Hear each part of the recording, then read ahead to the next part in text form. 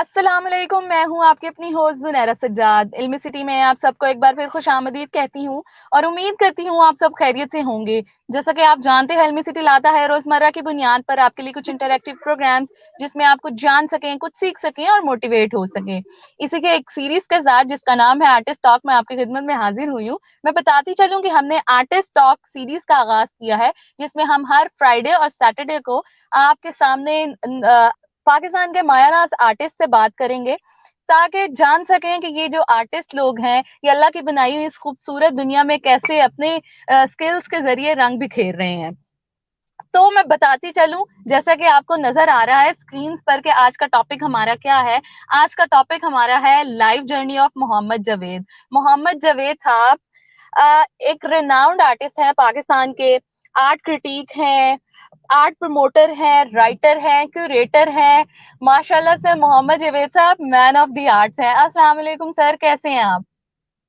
वालेकुम सलाम। मैं ठीक हूँ, बिल्कुल। और आपका ये प्रोग्राम मैंने पहले देखा था तो मुझे कुछ अच्छा लगा, क्योंकि इसकी ज़रूरत बहुत है ऐसे प्रोग्राम्स की, ताकि लोगों में अवेयरनेस पैदा हो।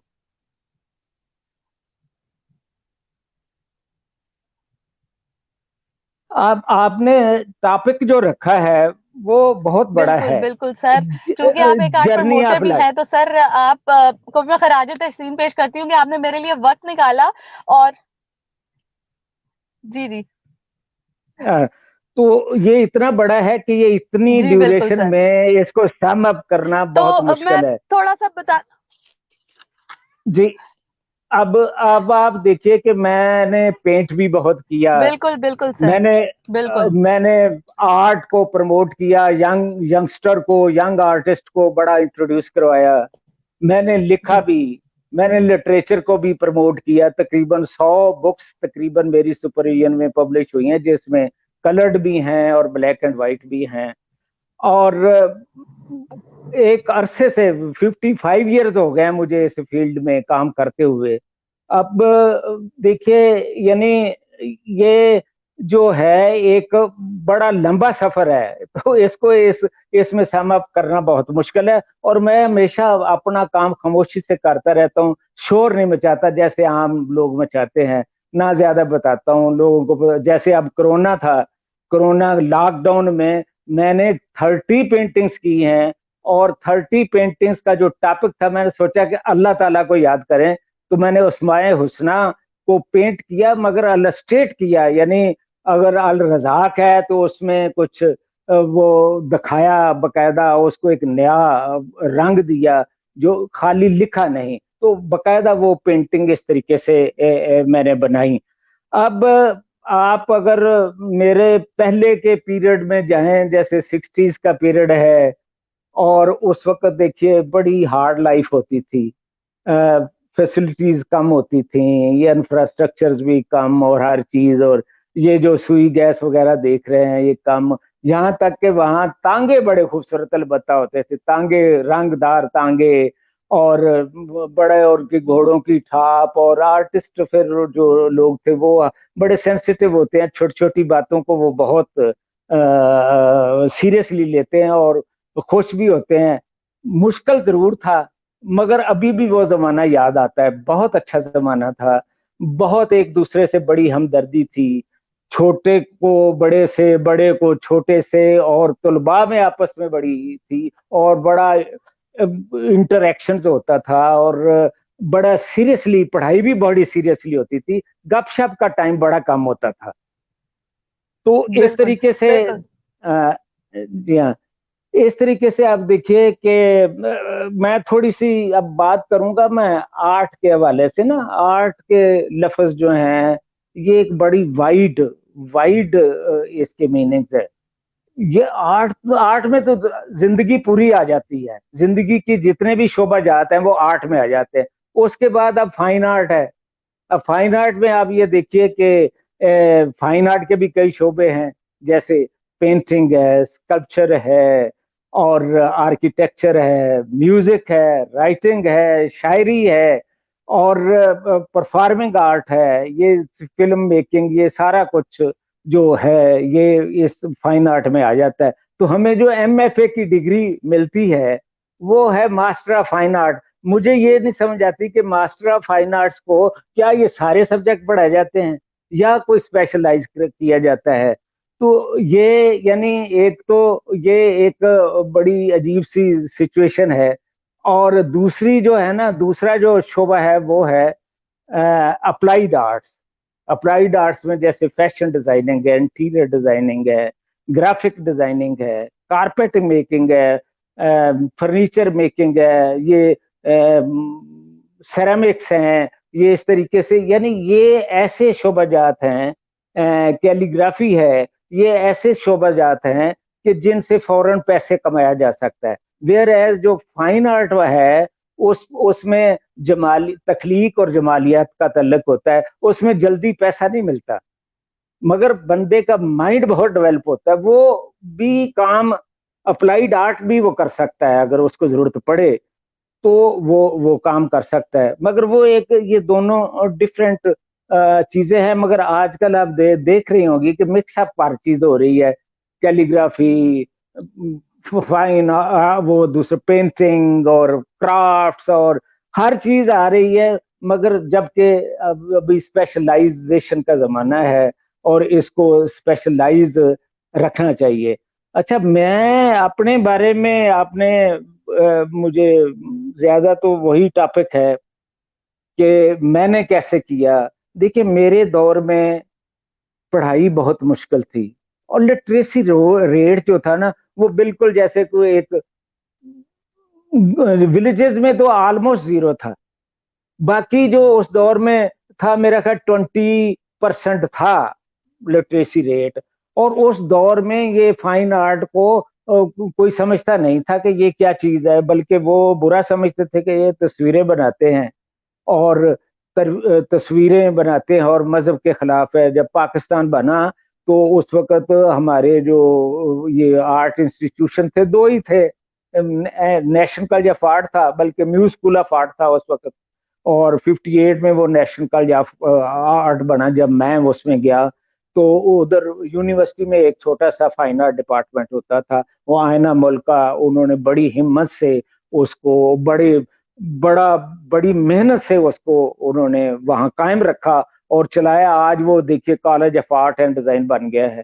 तो वो तो दौर जो सर आप बताइएगा कि जब आपने ग्रेजुएशन किया म्यू कॉलेज ऑफ आर्ट से, तो आपकी जो जर्नी का स्टार्ट था, क्योंकि आप मैन ऑफ द आर्ट्स हैं, आप पेंटिंग भी करते हैं, कैलीग्राफी भी करते हैं, चारकोल से काम भी करते हैं, पेंसिल स्केचिंग भी करते हैं, तो सर क्या रुझान था उस वक्त? आपने किस चीज से स्टार्ट किया और ग्रेजुअली आपने किस तरह मूव किया? क्या आपके काम में क्या तब्दीली आई? अच्छा, मैं देखिए, मैं ये आपको बताऊं कि जब हम पढ़ते थे ना, जब दाखिला हुआ तो उस वक्त ड्राइंग पे बड़ा फोकस था और कल्चर के ऊपर, कल्चरल टच जो था वो, मतलब हमें फील्ड ट्रिप करवाते थे, दिखाते थे कि क्या है। ड्राइंग हमारी जो है वो लास्ट ईयर तक रही है, वो ये सब्जेक्ट लास्ट ईयर तक, इवन थीसिस जब करना था तो थीसिस के वक्त वो खत्म हुई, अदरवाइज वो ड्राइंग रही है। तो ड्राइंग पे फोकस था। मगर हमारे जो टीचर थे प्रोफेसर शाकिर अली, वो मॉडर्न आर्ट को फैला रहे थे, वो मॉडर्न आर्ट की मूवमेंट चला रहे थे जो पाकिस्तान में उस वक्त सख्त जरूरत थी, क्योंकि कैमरे आ चुके थे। और कैमरों के बाद आपको पता है कि आर्ट में कई स्कूल, इम्प्रेशनिज्म और एब्स्ट्रैक्ट और ये सारे स्कूल आए। मैं वैसे ज्यादा ये नहीं चाहता कि कोई वेस्टर्न आर्ट पे बात की जाए, हम अपनी बात करते हैं, क्योंकि हम पढ़ते भी रहे हैं वेस्टर्न आर्ट और हमारे ऊपर असर भी वो रहा। और वो उससे पहले, कुछ अर्सा पहले, ये हिंदू आर्ट का, सिखिज्म का, बुद्ध मत का, वो भी सारा हमारे उस्ताद अला बख्श का अगर काम देखें और उनका चुगताई साहब का काम देखें तो उन्होंने भी हिंदुइज्म पे और इस पे काफी काम किया है। तो वो, अब आर्टिस्ट ने तो माहौल से ही लेना होता है, जो कुछ लेना है उसने अपने माहौल से हासिल करना होता है। मैं बिलोंग करता था विलेज को। अच्छा, अब मेरे विलेज में कोई पढ़ा हुआ नहीं था बंदा, हम 3 लड़के थे जो पढ़ने जाते थे और हमें कोई बताने वाला नहीं था। कोई कभी फर्ज कर लीजिए कोई मैथ की जरूरत पड़ गई या कोई इंग्लिश की, कोई बताने वाला नहीं, पढ़े हुए नहीं था। तो हम खुद ही अल्लाह ने किया कि वो मेहनत कर करके तो वो पढ़ गए, तो वो दो लड़के जो थे वो रह गए, वो छोड़ गए वो। तो मैं बस लगा रहा, क्योंकि मेरे पेरेंट्स दे वर विलिंग कि भाई ये पढ़े, ज्यादा पढ़े। तो हालांकि लोग वहाँ काम करते थे, पैसों की भी जरूरत थी, चूंकि पाकिस्तान की नया नया पाकिस्तान था एक्चुअली, और स्टैब्लिश हो रहा था, तो जरूरत थी बड़ी। तो बहरहाल मैं जब एनसीए में दाखिल हुआ, तो जब मैं छुट्टियां होती थी, जब मैं अपने गांव जाता था, मैंने गांव में ना कोई एनिमल छोड़ा, और ना मैंने कोई ह्यूमन फिगर, औरतें, जो भी सामने आ गया मैं वहां ड्राइंग ही करता रहता था। और वो चारों तरफ मेरे लोग जमा हो जाया करते थे, और मुझे बड़ी अजीब सी खुशी होती थी। और जब सामने एक प्रोडक्ट आता था तो बहुत ही, यानी इंसान बड़ा खुश होता है, क्योंकि जब आउटपुट बंदे को नजर आ जाए ना, तो उसको मेहनत जो है ना वो फिर नजर नहीं आती। वो तो फिर पीछे रह जाती है कि हार्ड वर्क किया है।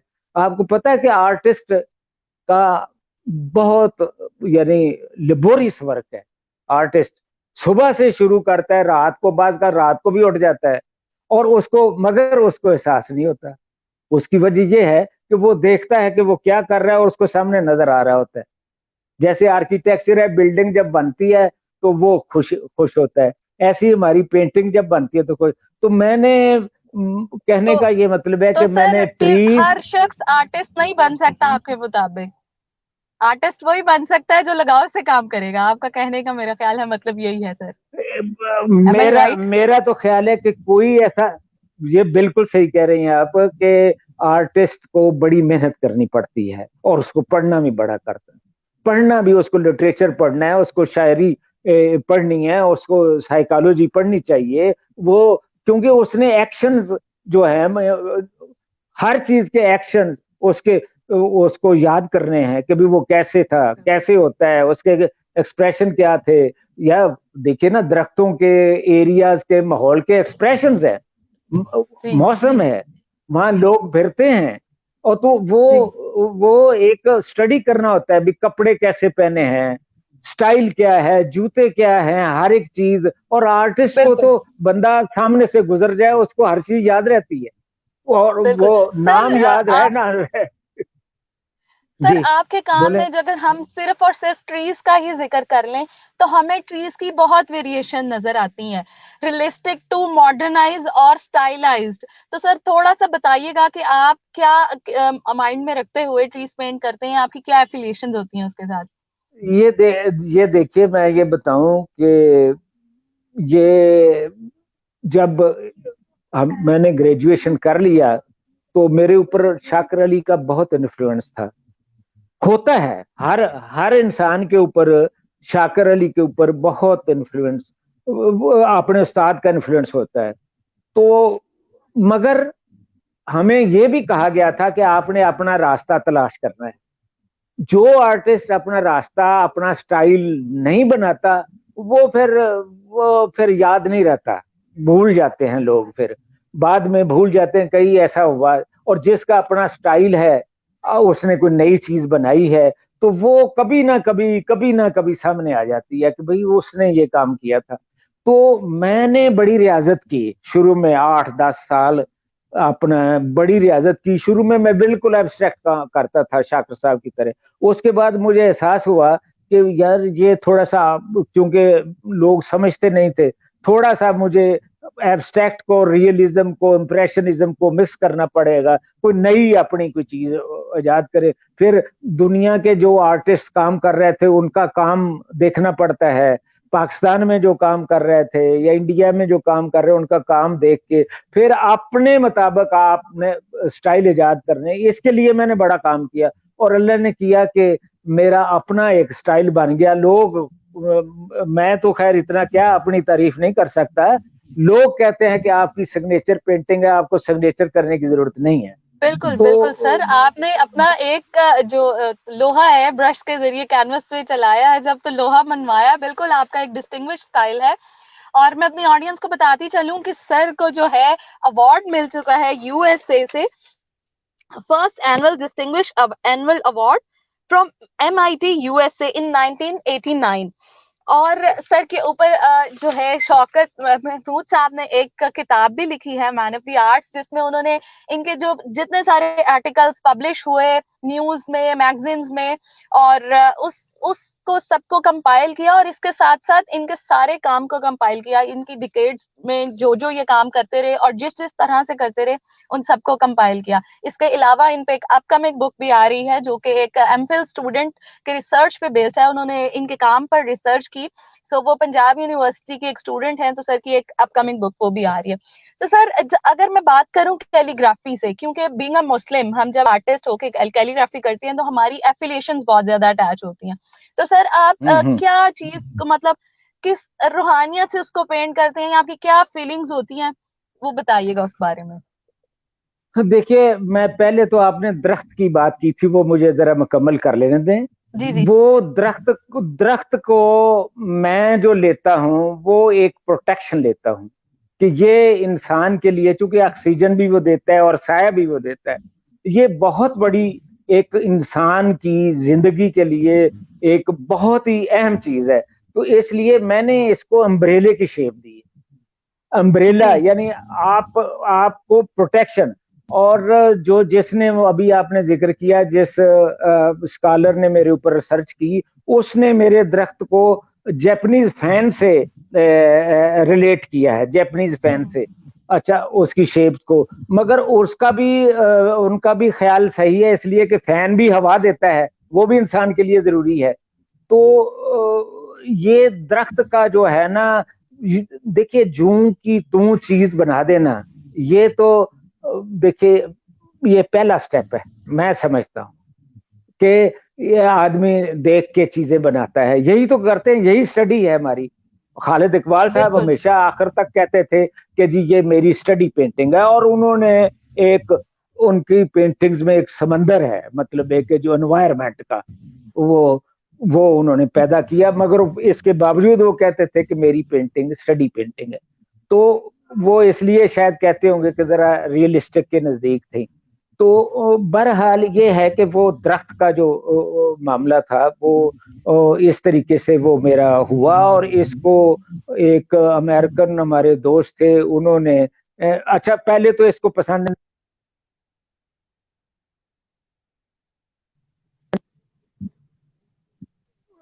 अच्छा आ गए हैं आप, जी जी। डिस्कनेक्ट हो गए। अच्छा, पहले वो जो थे ना, उन्होंने कहा कि ये आपका जो काम है ये खास दरख्त है। कई लोग कहते थे ये क्या बना दिया, क्या बना दिया। मगर मैं समझता हूँ कि आर्टिस्ट को जो दिल में आ जाए ना, वो करते रहना चाहिए। कोई कुछ कहे, तारीफ बिल्कुल। करे या बुराई करे, वो कोई बात जी नहीं, मगर एक दिन आता है कि वो फिर वो हो जाता है। अब आपने अवार्ड की बात की थी। सर, मैंने अब आपसे कैलीग्राफी के बारे में पूछा था, कैलीग्राफी जो आप अच्छा, हाँ, करते हैं। जी जी जी, कैलीग्राफी में देखिए, ये एक स्टेज आती है, यानी जब, जैसे मैंने बताया कि ये अब कोरोना आ गया, तो मुझे ख्याल आया क्या करना चाहिए। पेंटिंग के मेरे कई टॉपिक, मैं 4-4 5-5 साल अपने टॉपिक जो है ना पेंटिंग्स के सीरीज जो मैं करता हूँ, वो 4-4 5-5 साल पुराने होते हैं। तो फिर मैं जब वो आता हूँ तो उसको मैं पेंट करता हूँ। तो इस तरीके से मैंने सोचा कि वो तो पेंट नहीं करनी, ये फिर मैंने सोचा कि अल्लाह की तरफ से पूरी दुनिया पे इतनी प्रॉब्लम आ गई है, तो ये तो मैं के एडवांस कंट्री जो डेवलप्ड है वो भी कुछ नहीं कर पा रहे, तो फिर कौन सी हमारी सुपर ताकत है वो। मैं के खुदा को याद नहीं कर रहे, वो खुदा को सामने देखिए, उसने लाई है वही खत। तो फिर मुझे ख्याल आया कि मेरे पास किताबें थी, मैंने ख्याल आया कि उसमाए हुस्ना को लिखो, अल्लाह को याद करो। और मैंने, आप यकीन जानिए कि मुझे पता नहीं होता था कि मैं, सुबह शुरू होता था, रात हो जाती थी, और फिर बाद का रात को भी काम करता था। बीच में खाने के लिए आवाजें दे दे के बुला लेते थे, या खाना मेरे पास पहुंचा देते थे, या चाय पहुंचा देते थे। तो मकसद ये है कि उसमें जाहिर है कि आपको अंदर से बात उठती है, अंदर से एक किस्म की मार्फत वाली बात। मैं तो खैर ऐसा नहीं हूं, मैं बंदे को क्लेम नहीं हूं, मैं तो बड़ा सीधा साधा हूं, मगर ये अंदर से उठती है बात, मोहब्बत एक जो नजर आता है। और आप ये यकीन जानिए कि मैंने वो पेंटिंग खत्म की, देखिए कि उसके बाद देखिए मेरी बड़ी अच्छी वहाँ एग्जीबिशन हुई वो फैसलाबाद में, और उन्होंने जी काफी उसको पब्लिसाइज उन्होंने किया, बड़ी रिस्पेक्ट हुई। उसके बाद एक और इंटरव्यू हुआ डिफरेंट। तो मतलब ये है कि अल्लाह ताला फिर सुनता है, देता है वो। अगर आप अंदर से पेंटिंग, तो कोई भी पेंटिंग हो, मैं कहता हूँ वो अंदर से करनी पड़ती है। वो आपका जज्बा होना चाहिए, आपको उसको समझना है, उसके पॉजिटिव और नेगेटिव पॉइंट्स जो है ना वो सामने रखने हैं, और फिर पॉइंट आउट करना है। तो मैं जो पेंट भी करता हूँ तो उसमें मुझे जो महसूस होता है, या अच्छी चीजें, जैसे मैं आम कहता हूँ कि मुआशरे की अच्छी और बुरी चीजें मैं सामने लाता हूँ, किसी ना किसी तरीके से वो पता चलता है कि किस पीरियड में क्या हुआ, कैसे नहीं हुआ। एक हिस्ट्री, एक किस्म की हिस्ट्री, तारीख बन जाती है हमारी। जी। जी अच्छा सर, आप बात करते हैं, चूँकि आपने क्यूरेटरशिप भी बहुत की, आपने 120 प्लस एग्ज़िबिशंस को क्यूरेट किया। तो सर इस क्यूरेशन के दरमियान मैं बताती चलूँ अपनी ऑडियंस को, जो क्यूरेटर होता है, जैसे हम एक इवेंट ऑर्गेनाइज़ करते हैं, तो जब आर्ट का कोई इवेंट ऑर्गेनाइज़ होता है, तो वो जो शख्स उसको ऑर्गेनाइज़ करता है, उसको क्यूरेटर कहते हैं। तो सर जब आपने ये आगाज़ किया, आगाज़ से अब तक आप क्या तब्दीलियाँ देखते हैं और क्या चेंजिंग देखते हैं इसमें? जी, देखिए असल में थोड़ा सा ना, ये पहले तो क्यूरेटर की बात कर लेना कि मेरा जो एक मिशन था, पेंट तो मैं कर किया और बहुत किया। जी, अब ठीक है, नहीं मैंने बताया लोगों को, मगर बहुत किया, वो अंदाजा हो गया होगा आपको किताबों से। तो जी, मगर मेरा दिल में ये था कि चूंकि पेंटर्स को ना ये बड़ा पीछे रखा जाता था, मेरा महसूस कर, फिर ग्रुपिंग में कुछ किसी को आगे ले आए, किसी को पीछे। मैंने ये तहिया किया था कि ऐसे आर्टिस्ट, ऐसे जो जिनका कोई आगे पीछे नहीं है या जिनकी कोई नुमाइश नहीं करता, उसकी मैं नुमाइश ऑर्गेनाइज करूंगा। और हमारा जो अदारा था वो, उसका मकसद भी ये था to promote art and literature. तो फिर अब मैंने बगैर किसी यानी ख्याल से या किसी सिफारिश से या किसी, जो मेरे पास आया, अगर उसका काम अच्छा है तो मैंने कहा भाई आपकी एग्जीबिशन हम करेंगे, या और अगर काम में थोड़ी सी कसर है तो उसको फिर समझाया कि ऐसा है। क्योंकि आमतौर पे गैलरीज के जो लोग हैं ना वो आर्ट में क्वालिफाइड नहीं हैं, मगर वो बिल्कुल। गैलरीज हैं। अब वो जो बनाते, वो बताते होंगे, मेरा ख्याल है वो डेकोरेटिव आर्ट पे ज्यादा फोकस करते होंगे ताकि सेल हो। अब मेरा पॉइंट जो था वो बिल्कुल सेल पॉइंट का नहीं था, सेल के ऊपर कभी फोकस नहीं हुआ। अगर आर्ट में जो उसके बेसिक एलिमेंट पूरी करती है पेंटिंग, उसको मैंने डिस्प्ले किया। तो ये सबसे बड़ा जो एक, और मेरा ख्याल है कि काफी कामयाब रहा। और इसमें बहुत सारे, जितने भी आप, मुझे कहना नहीं चाहिए, सीनियर लोग देख रही हैं ना, इन ये कोऑपरा आर्ट गैलरी से गुजरे हैं सारे। बिल्कुल, बिल्कुल। सर मेरा नेक्स्ट क्वेश्चन भी आपका आपसे इसी ओपेरा आर्ट गैलरी से रिलेटेड ही था। वहाँ पे हमें हर तरह का आर्ट मटेरियल भी मिलता है, तो सर आपका वहाँ पे भी बहुत ज़्यादा एक्सपीरियंस है। तो मैं चाहूँगी कोपरा आर्ट गैलरी से और कोपरा बुक सेंटर से रिलेटेड आप हमसे कुछ शेयर कीजिए, आपके वहाँ के एक्सपीरियंसेस, वहाँ पे जो इतना लाइफ का टाइम आपने गुज़ारा, क्या तब्दीलियाँ देखते हैं या क्या चीज़ें बेहतर करने की ज़रूरत है? देखिए आर्ट में अब बात तो सही है, मैं एक बड़ी चीजें देख रहा हूँ, मुख्तलिफ चीजें देख रहा हूँ, कहाँ से शुरू हुए और अब देख रहा हूँ कि डिजिटल आर्ट और इस तरीके से मिक्स। मैंने तो पहले ही बता दिया है कि आर्ट जो है ना मिक्स हो रहा है, जबकि हमें जरूरत है स्पेशलाइजेशन की। इनके अलग अलग शोबों, हर शोबे की इज्जत है, ये नहीं है कि कैलीग्राफी की नहीं है, वो कम है और पेंटिंग ज्यादा है। हर शोबे में एक अरूज है, एक अरूज है, हर कोई भी हो, कोई सब्जेक्ट भी हो। तो मगर इनको मिक्स करना जो है ना, वो दोनों की हैसियत जो है खराब कर देता है, जितने भी मिक्स कर रहे हैं। अब क्राफ्ट भी, क्राफ्ट को ले ले, वो डिफरेंट है। अब ये तो इसलिए मेरी कोशिश रही है वहां के कोपरा में कि भाई ये जो है हम सही तरीके से इनको डिफ्रेंशिएट करें। कई इस सिलसिले में कई लोग मुझसे नाराज भी हुए कि जी आपने ये नहीं, मैंने उनको समझाया, मैं कहा देखिए ये हमारा काम है कि हम सही अंदाज से अवेयरनेस फैलाएं, पेंटिंग को पेंटिंग बताएं, ना कि पेंटिंग का ये हो लो जी फर्नीचर के साथ इसके रंग मैच करते हैं तो ये लगा, तो मैं कि वो फिर पेंटिंग नहीं है।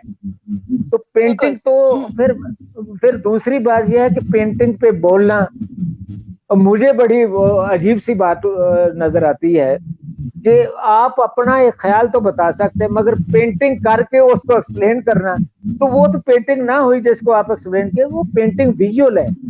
उसको उसके कई पर्सपेक्टिव होते हैं, देखने वाला उसको कई चीजें देख सकता है और देखना चाहिए, अगर नहीं देखते तो फिर पेंटिंग ना हुई। तो ये अब जो इतने लोग वो है फ्लुएंट है पेंटिंग एक्सप्लेन करने में, तो ये देखिए ये क्या इसमें टीचिंग में कुछ ऐसा है या कोर्स में ऐसा है? ठीक है, टीचिंग की हद तक तो ठीक है कि उनको स्टूडेंट्स को तो पता होना चाहिए कि भाई वो क्या कर रहे हैं, और अगर जो किया उन्होंने वो बता दें कि भाई मैंने ये किया, तो मगर उसके बाद मैं समझता हूँ कि पेंटिंग को एक्सप्लेन करना ठीक नहीं है बिल्कुल। पेंटिंग तो बताना चाहिए कि मैं हूँ। तो क्वापरा में देखिए हमने कितनी सीनियर पेंटर्स की भी नुमाइशें की और यंगस्टर की मैंने खास तौर पे सीनियर पेंटर के साथ यंगस्टर को अटैच किया, और उसपे कई एतराज भी हुए कि जी वो आपने, मैं कहा देखिए आप हैं एक शिप है, तो शिप के साथ दूसरों को भी तैरना चाहिए, इनको आपके साथ लगेंगे तो ये भी कल को हमारी जगह या आपकी जगह लेंगे, तो हमें तो जाना ही जाना है, अब नई जनरेशन को ऊपर लाना चाहिए हमें। तो ये मैंने थ्रू आउट ये काम किया, और मेरा ख्याल है कि मैं काफी हद तक इसमें कामयाब रहा। और अब ये कोरोना की वजह से थोड़ी सी माल पे जो डिस्टरबेंस है, माल रोड पे ये पॉलिटिकल रैलीज अब आज भी बंद था, तो उसने थोड़ा सा मुझे डिस्टर्ब किया कि मैं फ्रीक्वेंटली प्रोग्राम ना कर सका, वरना बहुत काम किया है। साल में 6 से 8 एग्जीबिशन हम करते थे, उसमें सेरेमिक्स की भी की, स्कल्पचर की भी की, ग्राफिक डिजाइनिंग की भी की, इवन बशीर मुर्जे साहब फौत हो गए, उनके फिल्मी पोस्टर थे, मैंने उनसे कहा कि वो भी करते हैं, क्योंकि ये पहले काम होता था मगर मैं ये लिखूंगा कि ये कमर्शियल आर्ट है, तो वो कहने लगे ठीक है, वो भी किया। तो ये जो है ना, अब थोड़ा सा ना शॉर्टकट जो आ रहे हैं ना, ये जरा मुझे डिस्टर्ब करते हैं, जो लोग अप्लाई करते हैं, पता नहीं अब इकोनॉमिक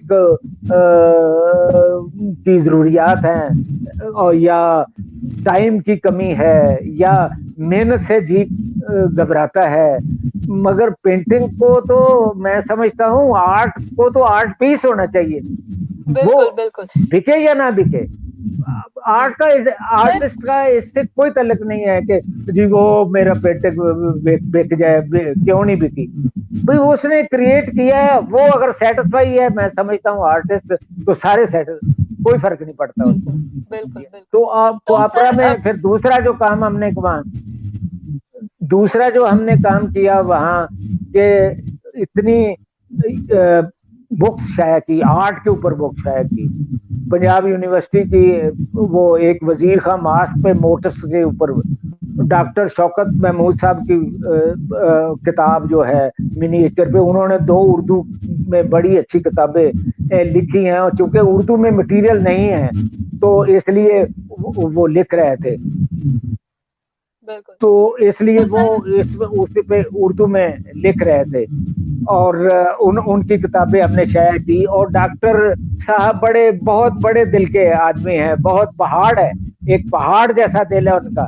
उन्होंने देखिए मेरे ऊपर जो एमफिल हुआ तो 5-6 टॉपिक मुझे पता चला कि बताया उन्होंने दिए, तो वो मेरे वाला वो जो वहाँ कमेटी थी अप्रूव करने, उन्होंने अप्रूव किया, वो इसलिए किया कि मल्टी डायमेंशनल इंफॉर्मेशन मिलेगी, आर्ट के मतलब भी मिलेगी, लिटरेचर के मतलब भी मिलेगी, आर्ट क्लासेस, फिर हमारे आपको पता है तो वहाँ आर्ट क्लासेस भी होती हैं, यानी मैं आप लफ्ज ये लगा लें कि आर्ट सिखाता हूँ, या पढ़ाता हूँ। जी ये बिल्कुल तो बिल्कुल। वो ऐसे लोग भी आते हैं जो के ऑलरेडी क्वालिफाइड है, वो टिप्स लेने हैं, तो हमारे कोई पैसे बनाने का वहाँ ख्याल नहीं है कि भाई हमने कोई कमर्शियल काम करना है। हमारा तो मकसद है वहाँ क्वापरा का ये मकसद है टू प्रमोट आर्ट, तो जो डिजर्विंग है उसको प्रमोट करें।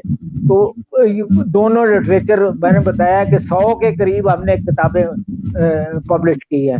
अच्छा, फिर इसके बावजूद इसके अलावा हमने वो वहाँ ये लेक्चर वगैरह, वर्कशॉप, डिमॉन्स्ट्रेशन वो भी रखी, कार्टून्स की नुमाइशें भी की वहाँ, मतलब कि हर किस्म का वहाँ काम हुआ। और बल्कि एक दफा अलहमरा से एक डेपुटेशन गया था कि जी यहाँ कितने लोग काम करते हैं जो इतना काम हो रहा है। मैं कहा ये 2-3 लोग हैं और ज्यादा नहीं है, मगर काम ज्यादा है हमारा। तो ये मैं समझता हूँ कि और क्वालिटी क्वापरा वर्क है। का रोल है, क्वापरा बिल्कुल का है। बहुत रोल है, इसलिए कि जितनी गैलरी कमर्शियल स्प्रिंग अप हुई हैं वो क्वापरा को देख के हुई हैं। मगर मैं उनको बताता रहा कि हम पैसा इसमें नहीं है, आप गैलरी बना लें मगर पैसा नहीं है, ये एक खिदमत है। तो बहरहाल उनका अपना एक स्टाइल है और होना भी चाहिए। इतना खर्चा करते हैं तो कहाँ से वो करें, अगर पैसे कमाएंगे नहीं तो क्या करेंगे वो, तो कोई कर नहीं सकता। तो ये है क्वापरा का काफी काम है। हमारा बकायदा एक बोर्ड है, एग्जेक्टिव कमेटी है, जिसके बल्कि जो सदर हैं वो lieutenant general Khalid B Mughal हैं, मैं जनरल सेक्रेटरी हूँ। ऐसे 2-3 और हमारे बड़े अहम, कोई प्रोफेसर है, कोई आर्टिस्ट है, इस तरीके से बड़े मैम, बल्कि जस्टिस अहमद कियानी के बेटे हैं हारून कियानी साहब, वो भी हमारे मेंबर है। प्रोफेसर जमान साहब मेंबर है। प्रोफेसर परवेज साहब हमारे। तो उससे ये है कि हम जॉइंटली, हम पता नहीं लगने देते, खामोशी से काम हो रहा है। तो इधर मैं घर पे काम बहुत, अपना पेंट भी बहुत करता हूँ। तो ये है, तो बहुत अच्छा बहरहाल ये। जी बिल्कुल बिल्कुल। सर आप तो पाकिस्तान का नाम रोशन किए हुए हैं माशाल्लाह से, आप हमारे लिए लिविंग लेजेंड है आर्ट की फील्ड में। सर आप चूंकि शुक्रिया। टाइम बहुत शॉर्ट है और गुफ्तगू जो है मैं तो कहूंगी कि 1% भी ना हो पाए। सर मैं आपसे रिक्वेस्ट करूंगी कि आप हमें एक सेशन में और टाइम दें ताकि हम इस बात को यहीं से कंटिन्यू कर सकें और जो बातें हमारी रह गई हम वो कर सकें। क्योंकि सर टाइम इख्तिताम हो गया है और ये सेशन यहीं एंड करना पड़ेगा। चलिए। Sir thank you so much sir, जी थैंक यू, आपने जी अपना जी, बहुत इतना बहुत कीमती वक्त दिया और इतनी अच्छी नॉलेज हमारे साथ शेयर की। बहुत थैंक शुक्रिया, यू। बहुत शुक्रिया। अल्लाह हाफिज। जी जी। तो ऑडियंस का बहुत शुक्रिया अदा करती हूँ जो हमारे साथ रहे और हमें प्रेस करते हैं। इंशाल्लाह फिर मिलेंगे किसी नए प्रोग्राम में। तब तक के लिए हंसते रहिए, मुस्कुराते रहिए, दूसरों में खुशियां बांटते रहिए। पाकिस्तान जिंदाबाद। अल्लाह हाफिज। अल्लाह हाफिज।